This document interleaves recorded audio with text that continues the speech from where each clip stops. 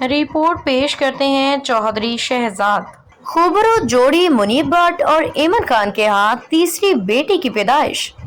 Karachi Pakistani showbiz industry की मारूफ व खूबरू जोड़ी अदाकार मुनीब भट्ट और अदाकारा ऐमन खान के यहाँ तीसरी बेटी की पैदाइश हुई है। Photos and videos sharing platform Instagram पे अदाकार ने अपने चाहने वालों के साथ ये खुशखबरी शेयर कर दी। अदाकार ने न सिर्फ नन्ही शहजादी की आमद की खबर दी बल्कि इसकी तारीख पैदाइश और नाम भी बता दिया।